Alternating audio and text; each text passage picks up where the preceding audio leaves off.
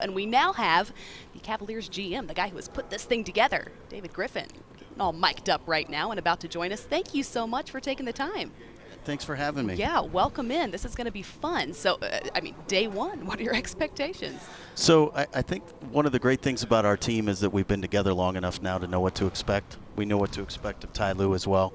Our coaching staff really has a chemistry and synergy now. So I expect our best basketballs in front of us for sure.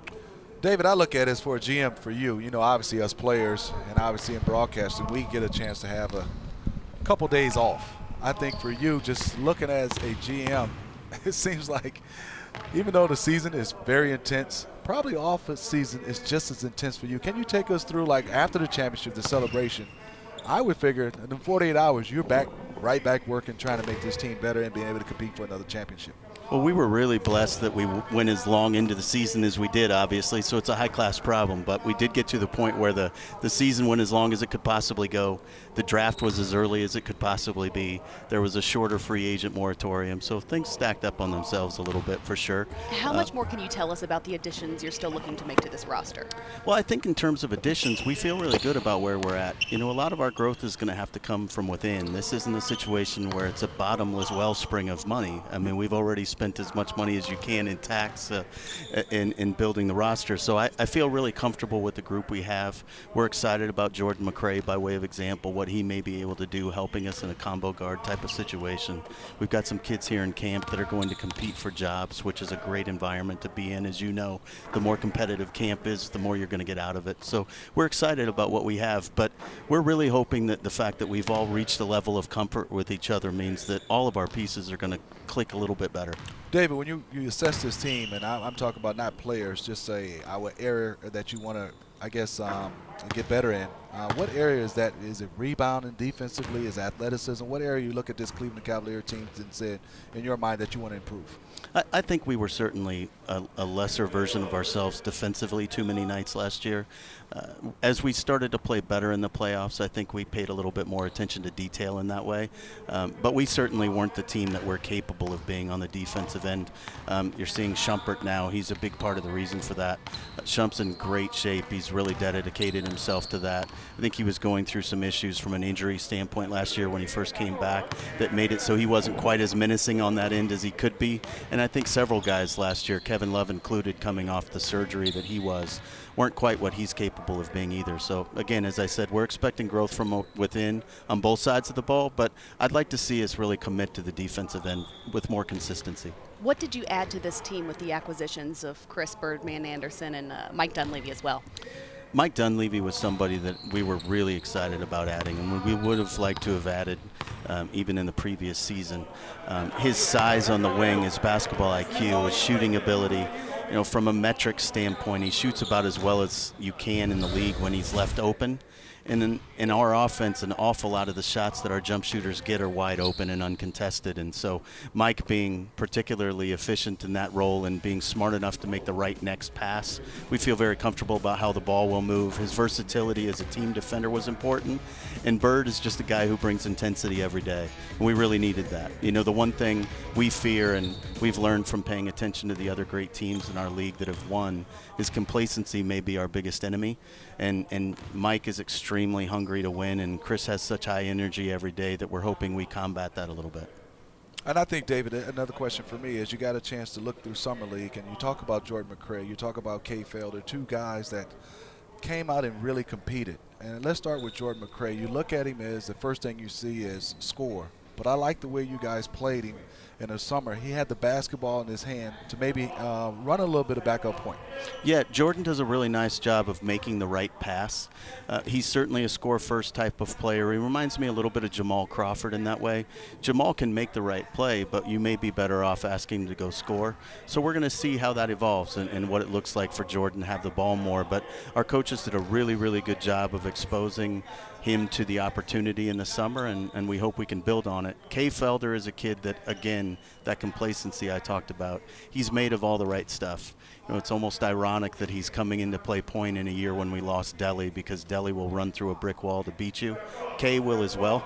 Unfortunately, at his size, he may lack some of the versatility that we had in Delhi, but we're really optimistic that Kay is going to be able to emerge and play a little bit of a role for us. And with Mo Williams announcing his retirement, do you see that backup point guard position as potentially a competition between those three guys that you've now mentioned? Yeah, we do think that, again, because Jordan has some versatility there, because Kay can do what he can do, we have some people in camp that we're excited about. DeAndre Liggins can guard point guards. He's an exceptional passer. He was really, really good with our summer league team. We see him as somebody who has some size and length and versatility to maybe make this club. So we're looking at a lot of different things to maybe be able to bridge that gap. And lastly, maybe the most important part is LeBron can play that position quite a bit as well. So the more versatile wings we have that can play off the ball and make shots, the better off we're going to be. And I think when you watch a team win a championship, and I give Ty Lue a lot of credit, Kristen and David, that's tough coming in mid-season, being able to take a team that was already made it to a championship and get them to the next level. Talk about what you're seeing now for him getting a chance to have a training camp of his own, and his imprint will be on this team. Well, there was a moment yesterday when we watched the workout that we had, and you could see that our players, when they walk over to the bench during dead ball situations, their body language is different. You know, there's no tension anymore in the system. And Ty is exactly the same. He's grown immensely, and he understands now exactly what he's capable of. I think last year in the playoffs, Larry Drew was probably playing an enormous role for him, just in helping him feel himself a little bit in the role. And now it's coming very naturally to Ty, and he's a special communicator. He's really, really a good tactician, and the things that those guys did in huddles in big moments were significant. Steve, you know this as well as anybody. When your coach comes to the huddle in a really big moment and everybody else is losing their mind, and he's totally calm and under control, it makes a big impression. And he's been exactly the same so far in camp.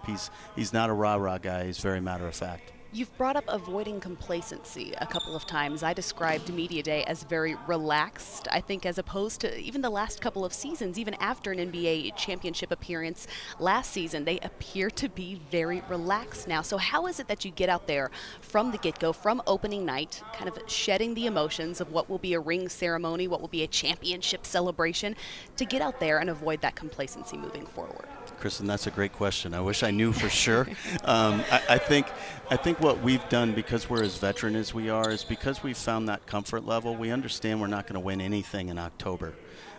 We're going to have to build and get better every day, and the guys understand that. And our conference is radically improved. It's going to be a very difficult game almost every night in our conference now, and that's something that I think our guys are aware of.